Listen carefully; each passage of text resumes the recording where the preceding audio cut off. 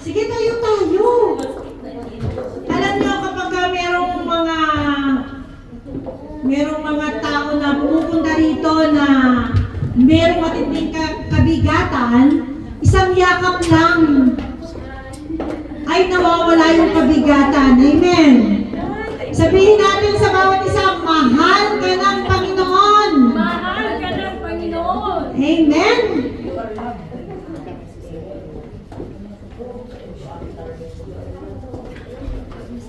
Hallelujah. Meron na ba tayong mga magagandang upuan?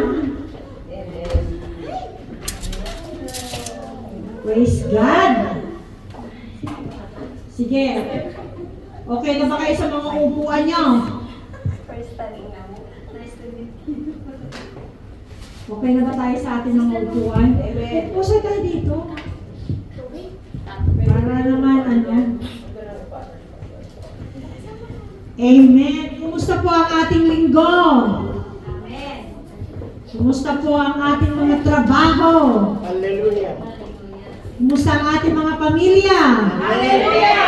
Hallelujah! Napakaganda po ng ating binasa kanina. Amen.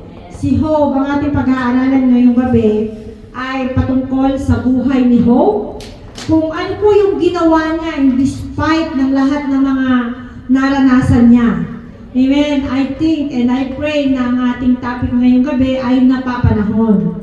Amen. Kasi yung sitwasyon natin, di ba, na talaga naman, alam nyo, nung nag-post, sino ba nag-post doon sa group natin, sa devotion, na nagkikidos sila, tapos biglang nagwangwang.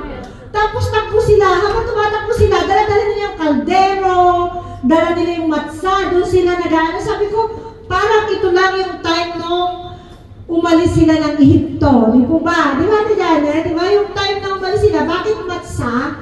Kasi wala na silang time na mag-bake ng tinapay. Kasi di ba ang tinapay pinapaalsa pa siya. Wala na silang time. Kaya ang ganda-ganda yung ginawa nila na nagkikidos, biglang nag-alarm. Takbuhan sila na sa kalsada. Sabi ko, eto yung time nung sila ay umalis ng Ehipto. Kaya pag tayo manunood, namnamin natin mabuti, hindi lang yung tatawa tayo, di po ba? Hindi lang yung, uy, nakakatawa naman to, hindi, may meaning. Kaya nga nung napanood ko, hindi ko nung napapanood yun, kaya lang, nung may nag-post sa page sa GC natin, doon ko lang na-receive yung revelation. Eto, bumabalik tayo doon sa dati. Di ba ang sarap? Na nararanasan natin yung pinagdaanan nila noon. Amen po ba? Amen. Kahit meron tayong pinagdadaanan, God is really good pa rin. Nakakasigaw pa rin tayo ng hallelujah. Nakakapagpasalamat pa rin tayo sa Panginoon. Amen? At ang ating pong topic, maganda to. Kasi ang ating pong topic, unshakable worship in shaky time. Tingnan nga natin, totoo kaya to, unshakable worship in shaky time? Ano ibig sabihin ng shaky? Shaky, di ba? Shake tayo. Amen. Sabi niya, hindi daw matitinag na pagsamba sa panahon na nililiglig tayo. Sineshake tayo. Para na yung napakinggan kong kanta na banana. Ano yung kanta na yun? Open the banana. Shake, di ba? Para tayong banana, binabalatan tayo, pagkatapos ilalagay sa blender, sineshake. Sineshake tayo dahil sa mga pagsubok na dumarating sa atin. Amen? Pero meron po akong isi-share na napakagandang buhay. Ito po ay buhay ni Job. Grabe, alam naman natin yun, di ba? Sino nakapagbasa na ng Book of Job? Amen. Grabe po ang pinagdaanan ni Job. Napakaganda ng buhay ni Job. Kuya, atin nga yung sabi niya, hindi muna, doon muna sa binasa natin. Kasi bago ito, ang ganda-ganda ng binasa natin. Yung chapter 1, verse. Tingnan natin tingnan nyo Bakit kaya may halintulad siya sa unshakable worship ang buhay ni Job? Di ba? May isang lalaki na nakatira sa lupain ng Uz na nagngangalang Job. Siya ay isang mabuting tao, sumasamba sa Diyos, at umiiwas sa masamang gawain. O, tingnan niyo si Job kung gaano siya kabuti. Okay, kuya. Mayroon siyang 7 anak na lalaki at 3 anak na babae. Ilan ang anak? 10. Okay, ha? Religious talaga ang 10 ang anak ni Job. Sabi niya, marami siyang tagalingkod at siya ang pinakamayaman sa buong silangan. 7,000 ang kanyang tupa, 3,000 ang kamelyo, 1,000 ang baka, at 500 ang asno. So, mayaman si Job. Amen? Grabe ang yaman ni Job. So, ano sabi niya? Nakaugalian niya ng kanyang mga anak na lalaki na hali-halili magdaos ng handaan sa kanilang bahay at inanyahan nila ang mga kapatid nilang babae. Tuwing matatapos ang ganong handaan, ipinapatawag ni Job ang kanyang mga anak para sa isang ritual. Alam mo sa ibang translation, ang nakaano doon, ipinapatawag ni Job ang kanyang mga anak kasi nananalangin sila baka nagkasala ang kanilang mga anak. Kaya yung sabi doon, ipinapatawag ni Job ang kanyang mga anak para sa isang ritual. Ang ibig sabihin, Bible study, prayer meeting. Meron silang prayer meeting. At pinapahingi niya ng tawad yung kanyang mga anak. Oy, baka ikaw nakapagsabi ng against sa iyong kapwa ng hindi magandang salita, humingi ka ng tawad. Kaya sabi doon ay isang ritual. Maaga bumabangon si Job, kinabukasan upang mag-alay sa Diyos ng handog na sinusunog para sa kanyang mga anak dahil baka lihim na nilalapastangan ng mga ito ang Diyos at sila'y magkasala. Diba si Job? Grabe yung panalangin para sa kanyang mga anak. Nananalangin ba tayo para sa mga anak natin? Diba sabi niya, inihihingi niya ng tawad yung mga anak niya. Siyempre, sa loob ng bahay, kilala mo yung anak mo. E paano paglabas ng bahay, hindi na natin kilala. Anong ibig sabihin nun? Hindi natin alam ang kanilang ginagawa. Kaya yun ang nakaugalian ni Job. Verse 6, dumating ang araw na mga anak ng Diyos ay humarap kay Yahweh at naroon din sa Satanas. Ba, si Satanas pala nahanap din sa Diyos? Di ba? Mga anak daw ng Diyos ay humarap kay Yahweh at nandun si Satanas. Bakit kaya nandun si Satanas? Marites si Satanas. Tama. Tinanong ni Yahweh si Satanas. So, tingnan nyo ha. Tingnan nyo, sabi niya, marites talaga itong si Satanas. Kaya yung mga marites dyan, mag-repent dahil mga aliporis ni Satanas. Sabi niya, ano bang pinagkakaabalahan mo ngayon? Sabi kay Satanas. Ang sagot ni Satanas, Lord, nagpapabalik-balik ako sa lahat ng sulok ng daigdig. Diba? Sabi niya, nagpapabalik-balik daw si Satanas. Baka yun na tinitingnan, si Evelyn Limon kaya to, scooter ng scooter, pasakitin ko ang tuhod niya. Sabi niya, diba? Napansin mo ba ang lingkod kong si Job? Walastik, grabe ang Lord, diba? Sabi niya, oy, Satanas, itataya ko itong si Winona. Kahit anong gawin niya, hindi niya ako itatatwa. Diba? Sabi niya, tanong ni Yahweh, wala siyang katulad sa daigdig. Wow, pinagmamalaki. I-claim natin, pinagmamalaki tayo ng Diyos. Amen? Mabuti siyang tao.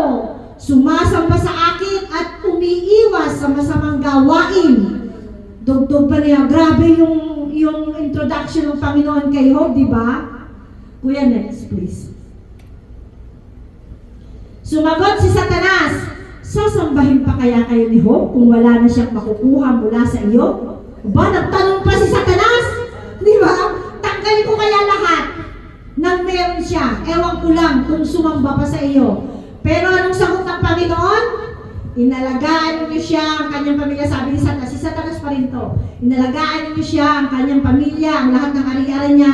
Pinagpapalaran niyo ang lahat ng kanyang gawain at halos punuin ninyo kanyang kayamanan ng buong lupain. Sabi ni Satanas, subukan ninyong alisin ang lahat ng iyan sa buhay niya at harap-harapan niya kayong susumpain. Kalimitan din yan tayo. Pag may mga problema, Lord, bakit? Di ba? O ito, sabi niya, sinabi ni Yahweh kay Satanas, o ito na ang Lord, sabi niya, kung gayon, dahil kilala ng Lord si Job, itinayahan niya ang kanyang pangalan.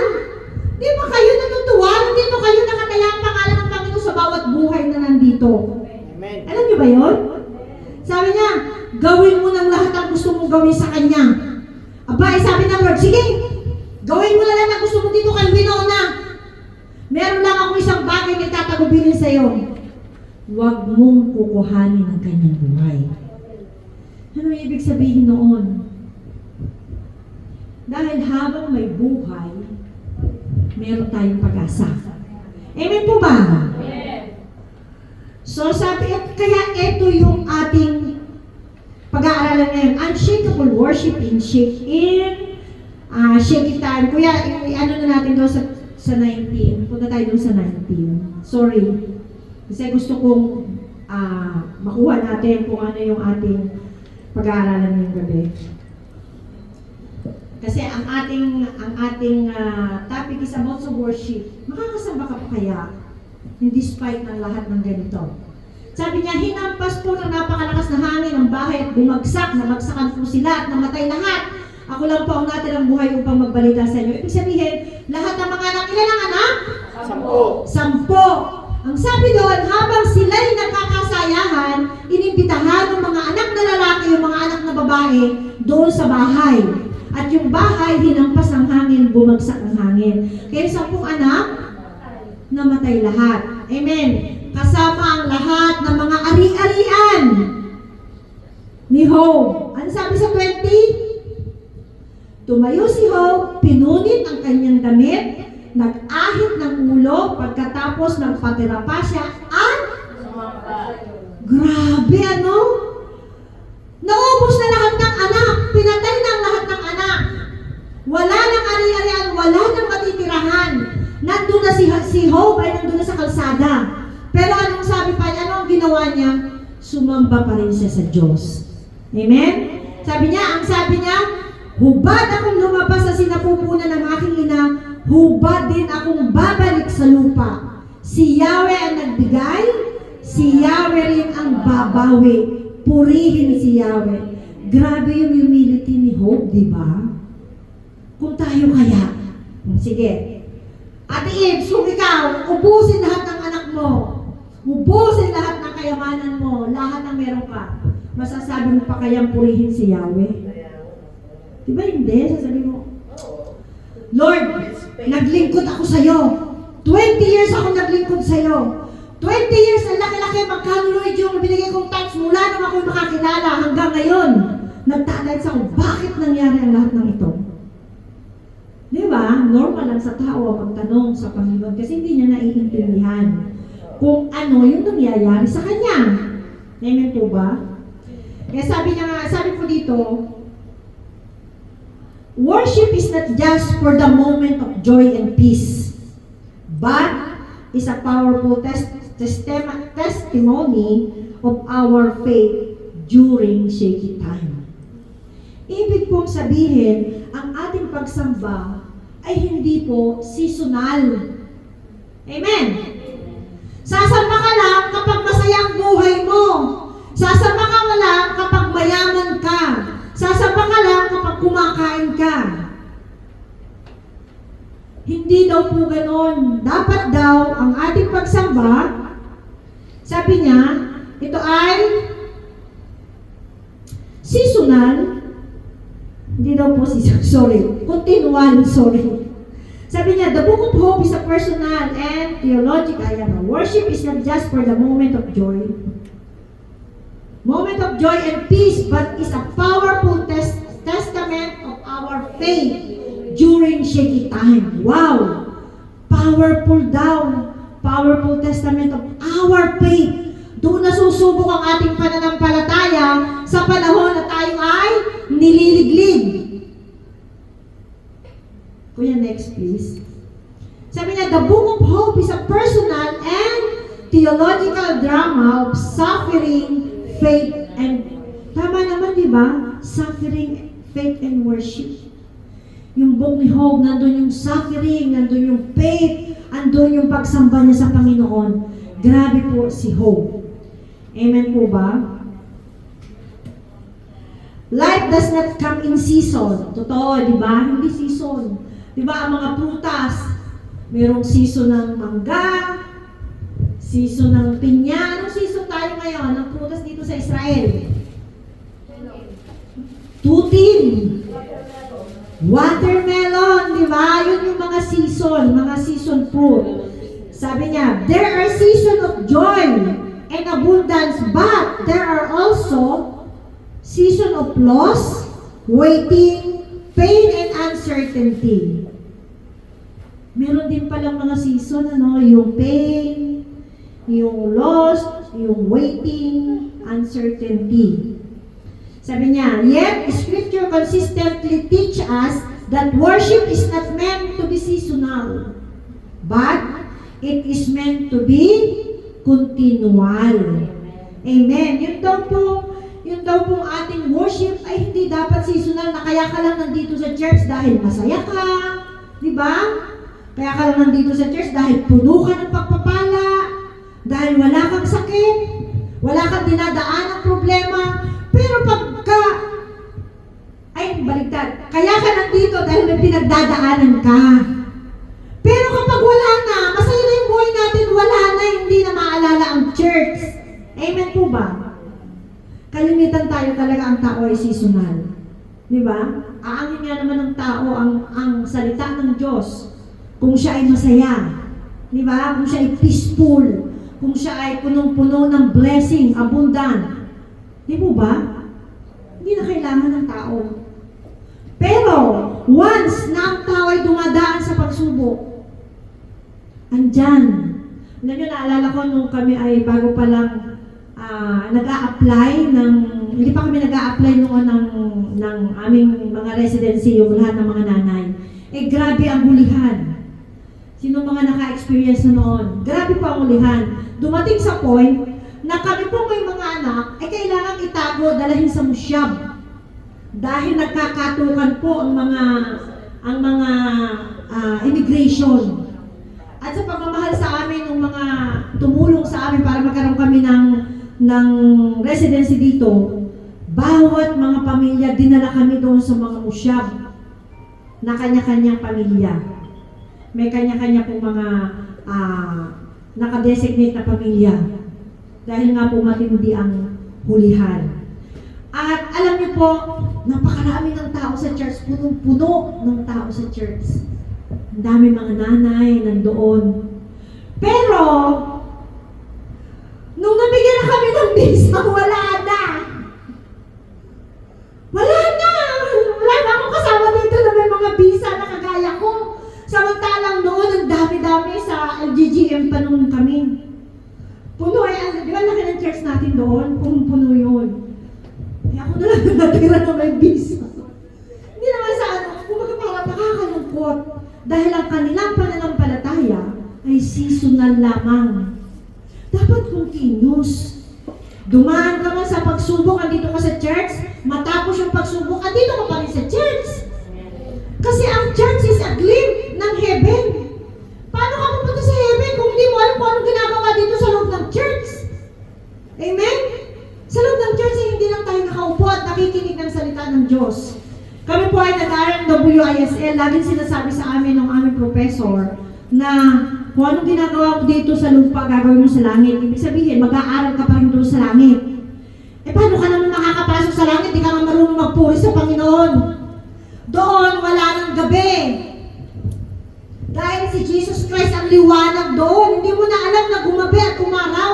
Hindi mo na alam kung anong oras, kung anong araw. Amen?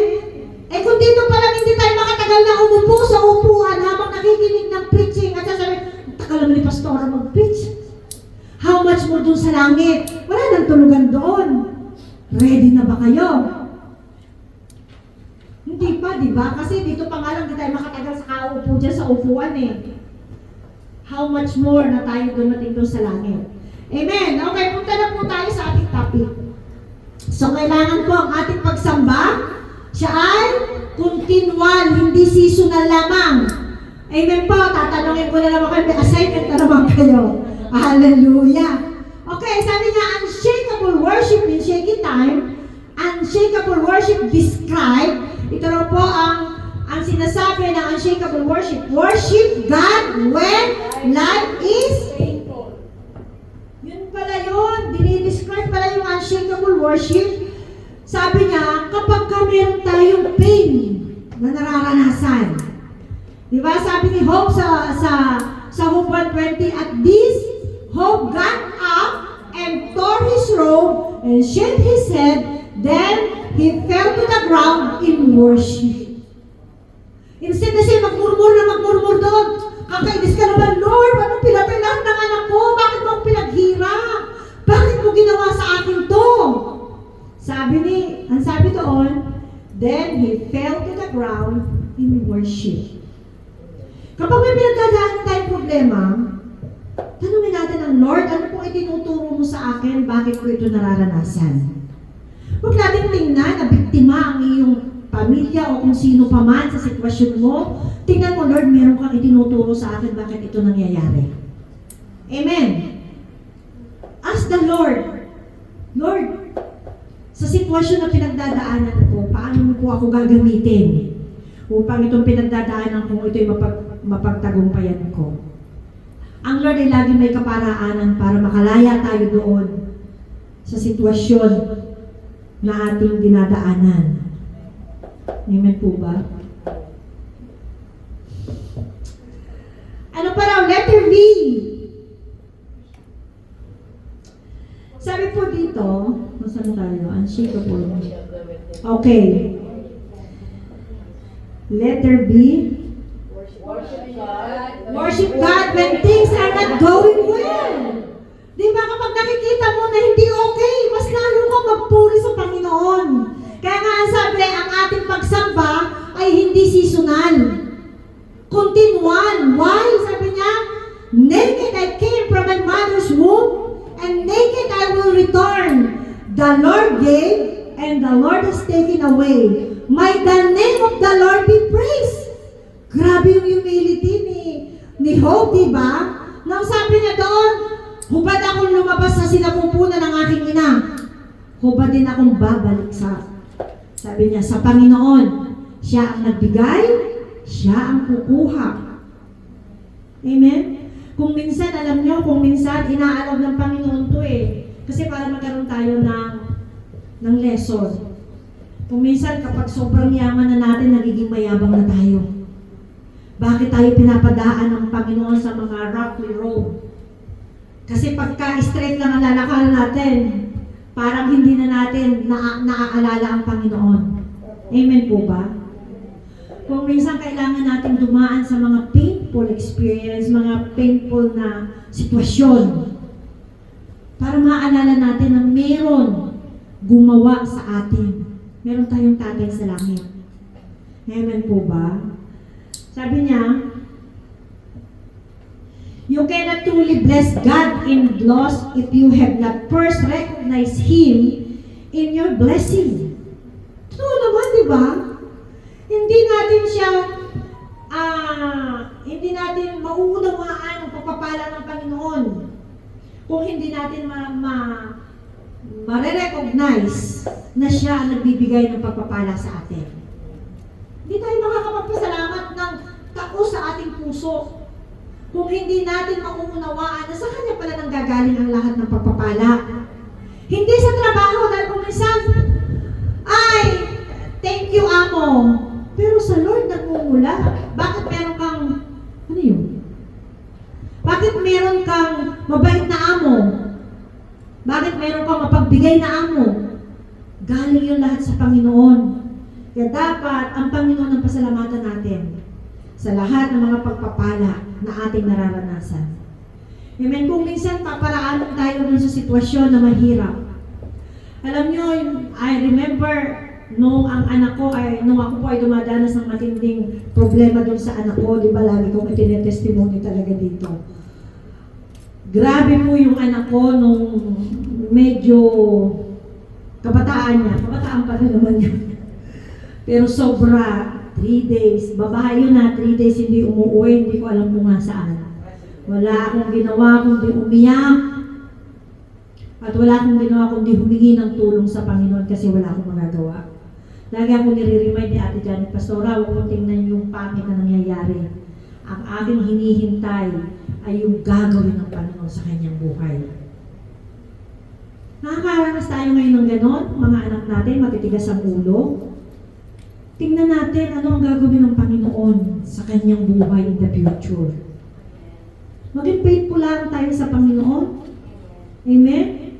Huwag tayong titigil, huwag tayong hihinto. Hindi yung mga problema at pagsubok ang magpapahinto sa atin. Amen? Hanggang makita natin na all is well. Huwag tayong hihinto kahit na all is well pa rin, hindi pa rin tayo hihinto. Hanggang sa tayo tumanda, huwag tayong hihinto sa paglilingkod sa Panginoon.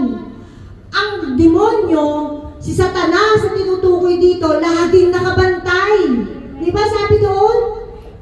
Hinihingi niya, sabi niya, Yahweh.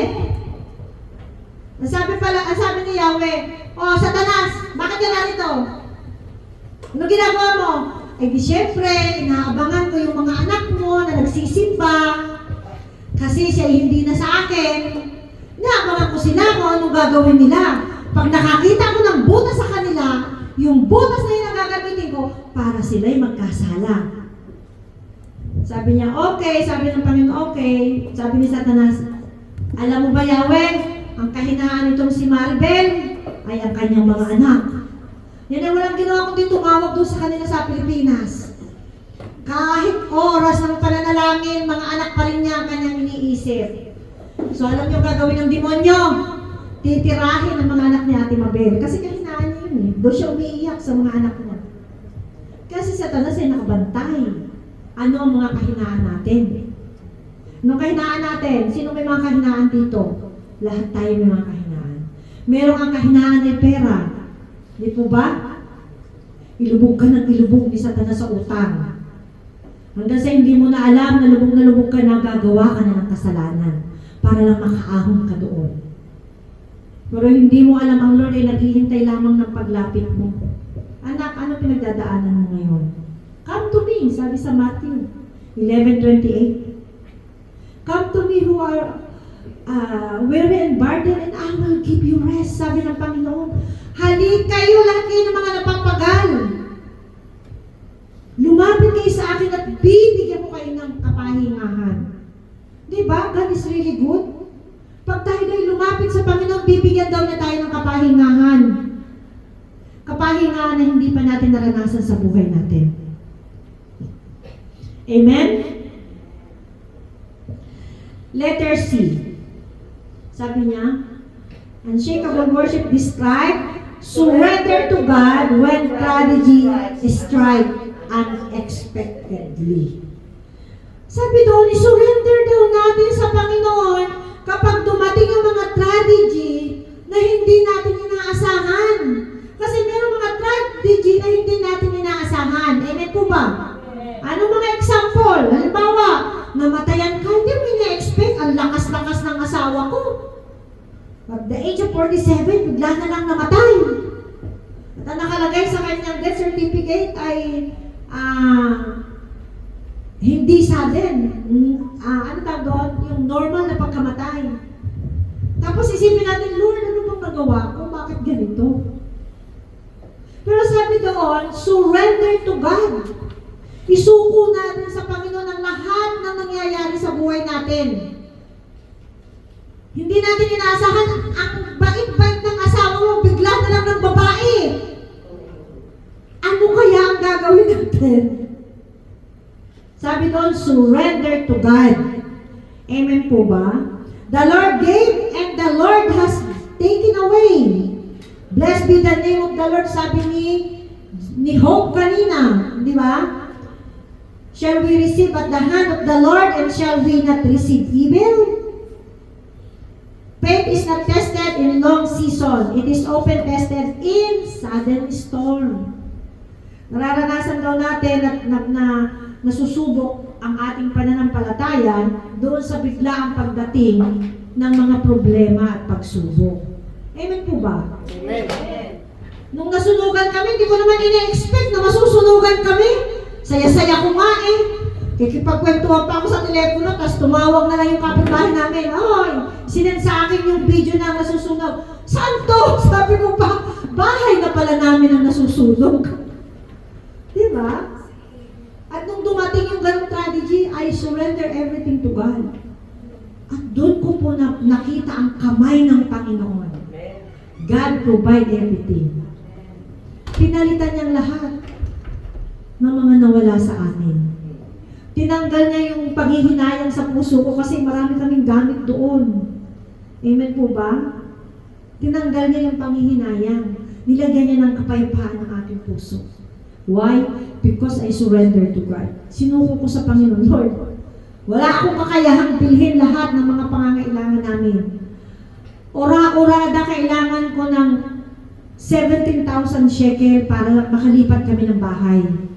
Kailangan namin ng mga kama. Kailangan namin lahat kasi walang natira. Alam niyo kung anong ginawa ng Panginoon? Dinala kami sa hotel ng 4 na araw. Habang ang Lord ay nagpo-provide ng bahay na aming matitirhan. Amen? Diba? Kinumport niya kami. Sa sitwasyon na talagang walang-wala kami. Ang sarap ng tulog namin doon sa hotel. Diba? Ipinarahanas ng Panginoon makapag-hotel kami mag-iina. Libre ang pagkain. Nang kami lumabas ng hotel, everything provided. Imaginin mo yun, lumipat po kami doon sa bahay, empty ang bahay na nilipatan namin. Pero nung kami pumunta doon, kumpleto na. Hallelujah, napakabuti ng Panginoon. Kaya ang Panginoon sa oras ng storm, kino-comfort ka niya. Amen. Amen? Umiyak man tayo pero nandun ang comfort ng Panginoon, may tinuturo sa atin. Kaya kailangan makuha natin anong lesson ang itinuturo ng Panginoon kapag dumarating ang mga shaky time. Amen? Okay. Pagkatapos natin may surrender. Surrender is not the absence of emotion. It is the decision to trust God. Despite emotion, true surrender is revealed when life does not make sense. Di ba? Sabi niya doon, nare-reveal daw kapag ang buhay natin is not make sense. So, paano naman daw? Sabi niya, how to have unshakable worship in shaky time. Paano naman tayo magkakaroon ng unshakable worship? Paano tayo magkakaroon ng hindi matitinag na pagsamba sa panahon na tayo nililiglig? Number 1, ano daw ang kailangan natin gawin? Build a relationship with God. Ayun pala, kapag ka pala tayo nasa shaky time, kailangan pala mag-build tayo ng strong relationship sa Panginoon. Amen? Kasi si Hope, grabe siya yung relasyon niya sa Panginoon. Sabi niya sa Hope 15 verse 4, but you even undermine faith and hinder devotion. Grabe, di ba? Walang makakahinder sa devotion niya sa Panginoon. Di po ba? At paano daw nabibuild yung relationship natin sa Panginoon? Ano daw ang susi? Strong foundation. Strong foundation is key to overcoming life's crisis. Strong foundation live a strong worship life. Strong foundation produce strong worship. Yung foundation natin. Sino ba foundation natin? Jesus Christ. Diba? Hindi yung mga material na bagay ang foundation natin. Kailangan ma-build natin yung strong foundation, strong relationship. Paano natin mabubuo ang strong relationship? Sa pamamagitan ng pananalangin. Pakikipag-usap sa Kanya. Amen po ba? Alam niyo yung paggising pa lang natin ng umaga? Bago tayo tumayo sa ating higaan, bago natin damputin ang ating mga telepono. Panginoon, salamat po sa gabing ng daan. Salamat sa pag-iingat mo sa akin, sa aking mga anak. Salamat sa mga angel mo po na nagbantay sa amin habang kami natutulog. Salamat sa banal mong espiritu na kahit ako'y natutulog, kahit sa aking panaginip ay hindi ako nagkakasala. Alam niyo ba na ginagamit ng kaaway ang ating panaginip para magkasala tayo? Ginagamit niya. Kaya bago tayo tumayo, magpasalamat na tayo. Isa-isahin natin. O kaya naman, habang tayo naglalakad papunta sa banyo, Lord, salamat. Salamat sa pagkain na nasa hapag ng aming hapag kainan. Salamat sa mga taong nananalangin para sa akin, para makatayo ako ng strong. Salamat sa mga pastor namin. Salamat sa mga employer ko na ginagamit kong daluyan ng pagpapala. Salamat na meron kang ministry na pinagkatiwala sa akin dahil dito. Natututo akong mag-devotion, magkaroon ng quiet time. Amen? Sa pasasalamat pa lamang, naka 30 minutes na. Prayer na yun. Ang bilis. Di mo alam, habang nagsusuklay ka ng iyong buhok, habang naliligo ka dun sa kanta ka ng kanta, makapag-worship ka na. Di ba? Sarap-sarap kaya habang naliligo ka. Kay buti-buti mo, Panginoon. Di ba habang naliligo ka, sarap kumanta. Hindi mo alam, nag-worship ka na. Habang ikaw nandun sa loob ng CR, sa loob ng CR ko, nilagyan ko yung pintuan namin ng lahat ng Bible verse. Habang nagsisiat ka, nakabasa ka na ng Bible. Amen po ba? Kasi nilagay mo na doon sa pintuan ng pag umupo ka ganyan doon sa harap, nagbabasa ka na habang naghihintay ka na umihi at dumumi. Use your wisdom. Dahil lagi tayo nagmamadali pag umaga. Sa gabi pa lang, prepare mo na, magsulat ka na. Ito yung aking meditation bukas ng umaga. Habang ako'y quiet na nakaupo sa aking trono, magbabasa na ako. Nakalagay na doon sa pintuan ng banyo. Sabi ko, itong mga anak ko to, tatamad magbasa ng Bible. Lagyan ko, o sige, habang kayo tumatay dyan. Yung puso ko, pag umupo ng CR, 1 oras yun. Kaya sabi ko sa kanila, wala magdadala ng cellphone sa banyo o sige, habang nakaupo kayo, pinapasa niyo yung mga nilagay ko doon Bible verse. Diba? Pagtayo mo pa lang habang nag-iitin ka sa higaan, nakapagpasalamat ka na sa Panginoon, nakahingi ka na ng tawad. Habang naglalakad ka, papunta doon sa banyo at maliligo ka, kumakanta ka ng worship, nakapagpuri ka na sa Panginoon. Pag ikaw ay umihi, nabasa mo yung mga Bible verse doon, nakapag-meditate ka na ng salita ng Diyos. Sa maghapon, ang ganda-ganda ng iyong maghapon, nakangiti ka. Kasi nagawa mo, nagpasalamat, nagpuri, nanalangin, nagbasa ng Bible, nakaapat ka na.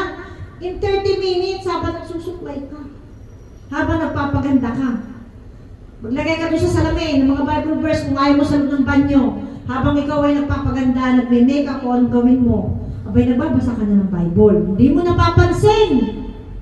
Amen po ba? Kaya meron tayong mga kaparaanan. Yun daw po, para makapag-build tayo ng strong relationship with God. Nagawa natin in 30 minutes. Kaya pag may dumating na mga storm, inampas ka, nakatayo ka. Kahit anong gawin mo, nakatayo pa rin ako. Di ba, naglalakad tayo dito, mahangin. Di ba? Ang lakas ng hangin, pero we still standing. Di ba? Di naman napapansin? Gawin niyo yun sa umaga. Sa gabi pa lang, magsulat na kayo. O, halimbawa, 1 week itong meditation ko. Isaiah 41, verse 1 to 10. For 1 week, 1 to 10 verse. Every morning, pag-uupo ka. Ito yung aking meditation, Lord, ngayong 1 week. Sa susunod na week, papalit ka na ulit. It's up to you kung anong gusto ninyo para lamang magawa natin ang kalooban ng Panginoon. Para magkaroon tayo ng strong relationship sa Panginoon. Amen? Number 2. How to have unshakable worship in shaky time. Ano daw? Wow! Choose the right attitude. Kapag dumadating ang problema, example ko na lang. Kasi si Kevin.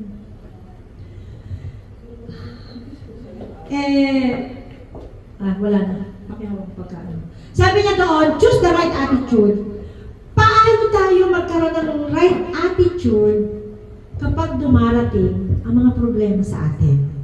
Tingnan si Habakuk napakaganda ng ginawa ni Habakuk. Sabi ni Habakuk, bagamat di namumunga ang puno ng igos at hindi rin namumunga ang mga ubas, kahit naman tala ang pamumunga ng libo at walang anihin sa mga bukirin, kahit na mamatay lahat ng mga tupa at mawala ang mga baka sa kulungan, magagalak pa rin ako at magsasaya dahil si Yahweh ang Diyos na magliligtas sa akin. Grabe yung puso ni Habakuk, di ba? Wala ka nang mga makain dahil walang bunga. Ang mga igos, ang mga ulibo. Sabi niya, namatay na lahat ng mga hayop. Sabi niya. Pero ano sabi niya? Yung attitude niya, magagalak pa rin ako, Panginoon, kahit ako'y gutom. Di ba? Hindi ako magugutom. Kahit wala akong makain. Magagalak pa rin ako at magsasaya. Dahil ikaw ang Diyos na magliligtas sa akin. Hindi niyo napapansin kapag may problema tayo? Example ko na lang nga nung masunugan kami, di ba? Sabi doon, ang Diyos ang magliligtas sa akin. Iniligtas niya, pinubay niya lahat ng kailangan namin. Imagine mo yung anak ko nandun sa loob ng bahay nung kami masunugan. Binigyan ng wisdom ng Lord yung anak ko. Alam niya kung saan kukuhanin ang susi para mabuksan ang pintuan at makalabas siya ng bahay. Amen? Pero siguro kung hindi tayo nananalangin, kung wala ako sa Panginoon, baka mamatay ang anak ko doon kasi walang proteksyon. Napaka-powerful po ng panalangin ng isang ina. Huwag nating titigilan ang panalangin ng ating mga anak. Protection, guidance.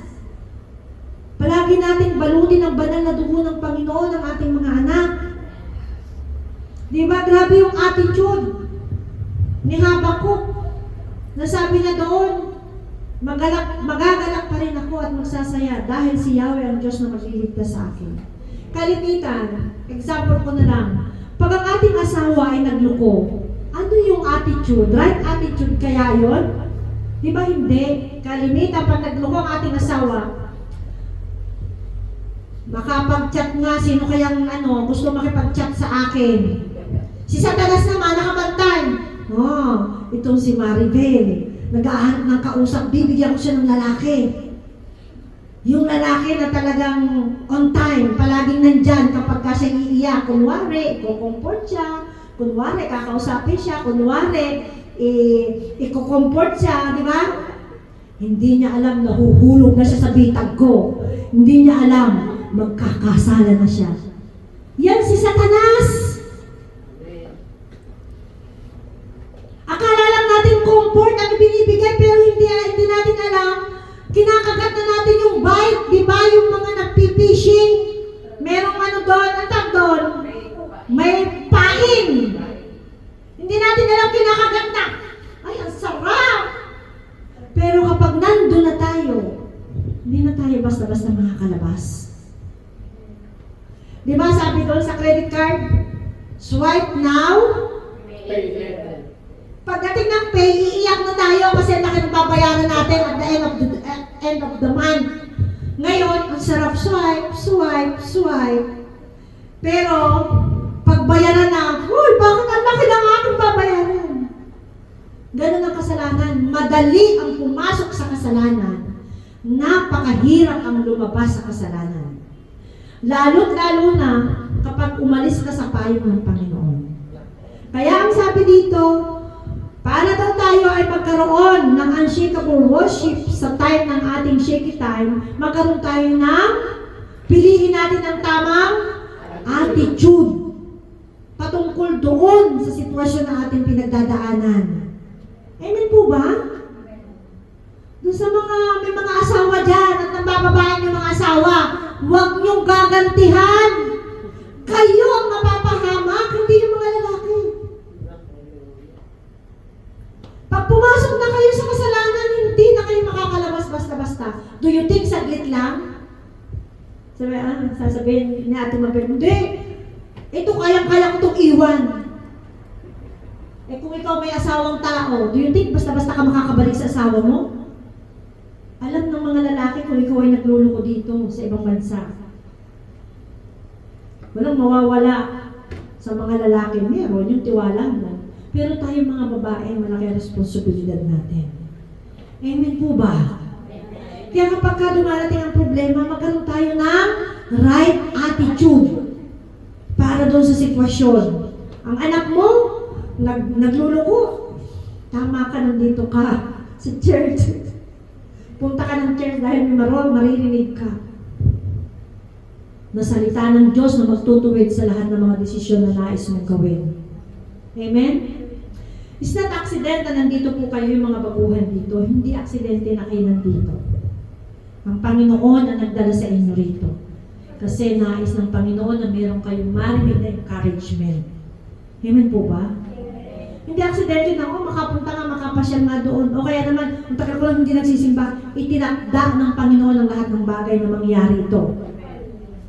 Kaya kung kayo nandito, tinakda ng Panginoon na kayo nandito para makarinig kayo ng encouragement na tutulong sa inyo kung anong mga dapat natin gawin. Eh kung kayo nandun lang sa bahay, apat na sulok ng bahay nyo, nakikita nyo, mukmuk kayo ng mukmuk, iyak kayo ng iyak, may nagawa ba? Diba?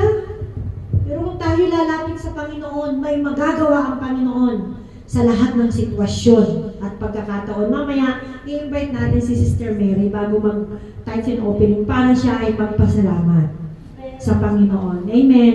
Matindi po ang kanyang mga pinagdaanan. But to God be the glory dahil ngayon ay kasama natin siya. Palakpakan natin ang Panginoon. Don't worry dahil mabilis na po tayo. Okay, number 3, sabi niya. Guarding your heart. Ayun! Pagkatapos daw na magkaroon tayo ng pagkatapos natin mabuild yung strong relationship sa Panginoon, kailangan magkaroon tayo ng right attitude para harapin yung problema. Paano natin haharapin ang problema? Ngayon naman, ang sabi na doon, pagkatapos daw doon, kailangan nating bantayan ang ating mga puso. Bakit kailangan bantayan ang ating mga puso? Para maprotektahan ang ating pagsamba sa Panginoon. Di ba napakaganda? Guarding your heart to protect your worship. Nawawala ang ating pagsamba nang dahil po sa ating mga puso, hindi natin nababantayan ang ating puso. Kapag kagalit tayo, di ba? Pag may problema tayo, ang puso natin ay walang kapayapaan. Naiinis tayo. Ayaw kong pumunta dyan sa church kasi makikita ko lamang si Evelyn Limon. Naiinis ako kapag nakikita ko siya. Hindi napapantay ng puso. Dapat doon, I don't care kahit nandiyan siya, di naman siya pupuntahan ko eh. Ang pupuntahan ko doon yung Word of God para sa akin.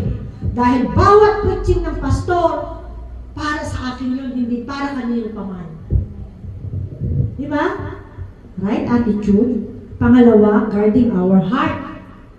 Naprotektahan mo yung pagsamba mo. Malaya ka tuloy nagpupuri sa Panginoon. Sumayaw ang lahat ng nilikha ni Yahweh. Di ba? Alam niyo po, ang ganda-ganda ng Amazing Grace. Sino nakakarinig ng Amazing Grace? Amazing Grace. Alam niyo ba, nung kinatha, nung nilikha ang kanta na yan, do you think masaya siya?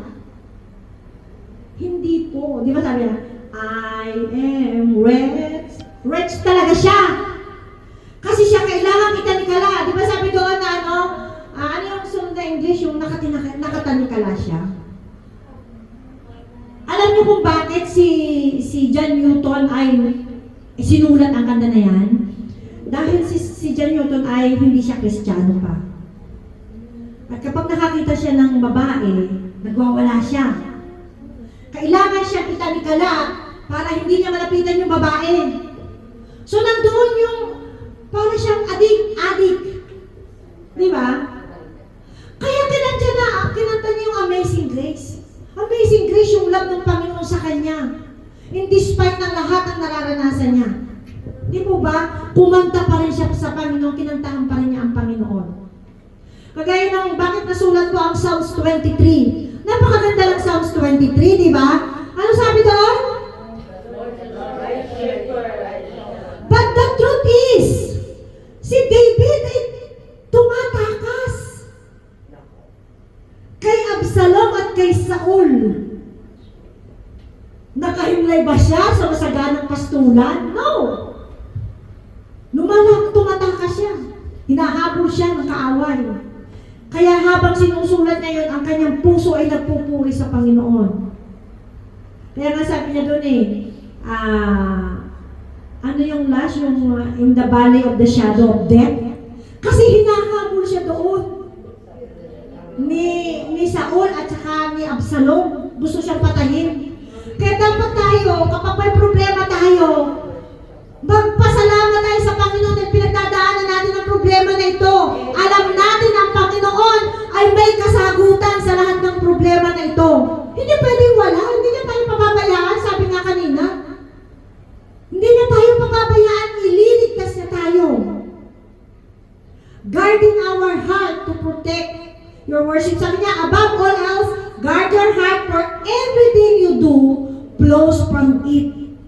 Kasi syempre, pag dumadaan tayo sa lahat ng problema, nagmumula sa puso ang lahat ng ginagawa natin.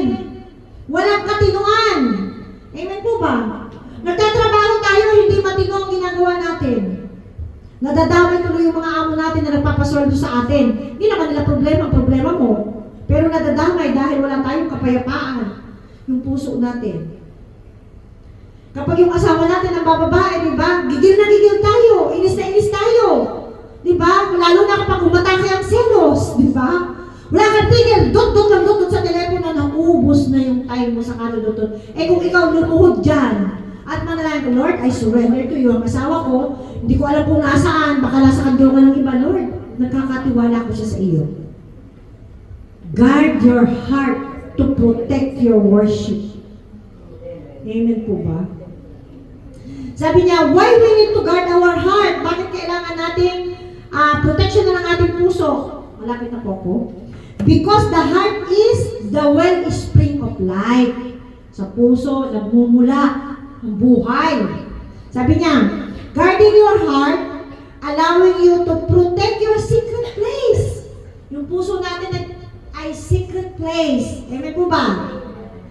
Sabi niya, and stay connected to God. Even in times of chaos, guarding your heart means being intentional about what you allow in. Nasa sa iyo yun. Kung ano ang papapasukin mo doon sa puso mo. Amen po ba? Kaya kapag nandun tayo sa problema, guard our heart to protect our worship. It's depend on you. Ano yung iniaalaw mo? Naalaw mo ba yung mga negative?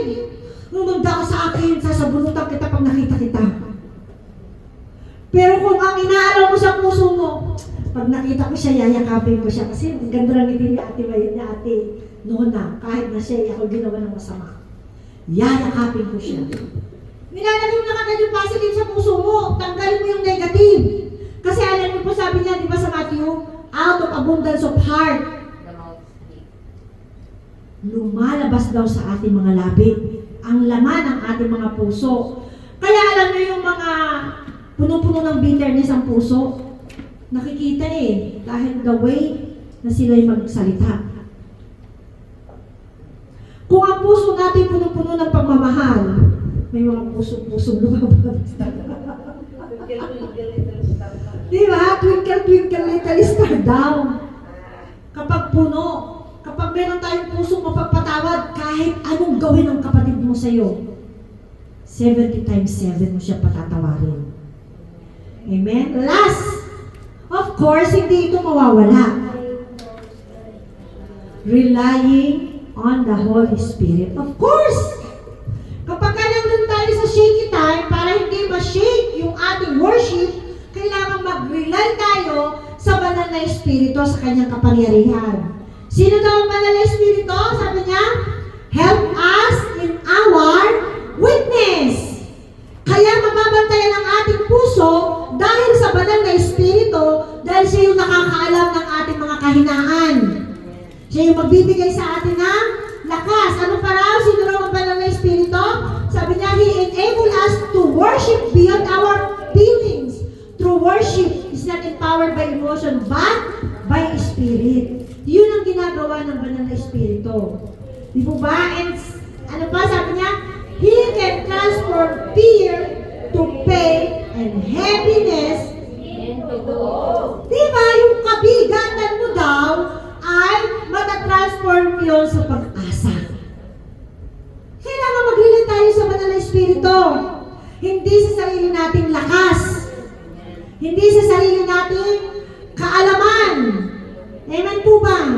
So, meron po ba tayong natutunan ngayong gabi kasi ang ating conclusion ay ang testimony ni Sister Mary. So ano daw po ang kailangan natin gawin? Paano natin may describe ang worship? Una, sabi niya doon, worship God when life is painful.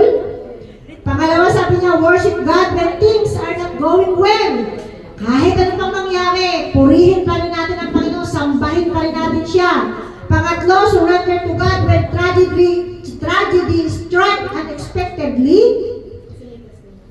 Sabi niya, and then sabi niya, how to have unshakable worship. Kaya niyo kayang tandaan itong lahat? Dapat pinipicturan niyo para meron kayong nababasa. Sinusulat niyo para may nababasa kayo.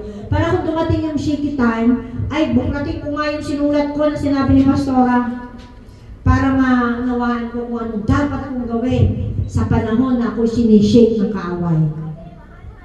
One, sabi niya, para daw magkaroon tayo ng unshakable worship, build a strong relationship with God. Amen. Sabi doon sa John 15:4, hindi ko ito nasabi sa John 15:4, sabi niya, di ba, ano sabi sa John 15:4?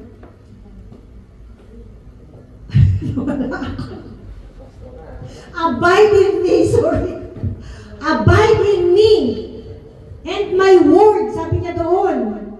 Basahin ko na lang. Last na to. John 15:4. Ito yung gawin natin, ha. Kapag tayo naka-abide sa salita ng Diyos, kahit anong shaking ang mangyari sa atin, hindi tayo masishake. Amen? 15:4 sabi niya, manatili kayo sa akin at mananatili ako sa inyo.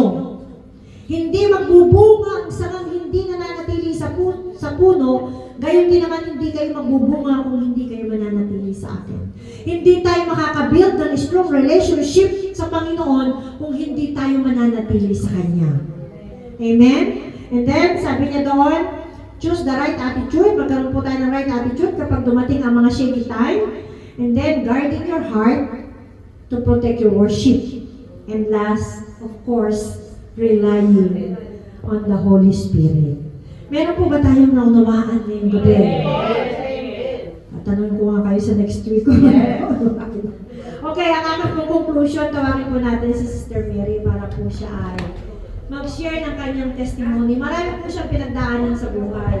Pero still, God is really good sa kanyang buhay. Amen. Yung desire ng kanyang puso na matagal na niyang ipinapanalangin ay sinagot po ng Panginoon. Amen.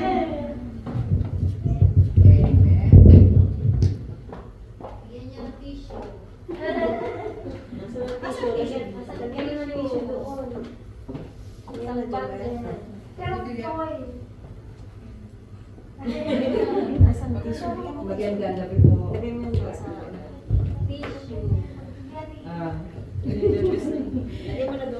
I-share ko lang po yung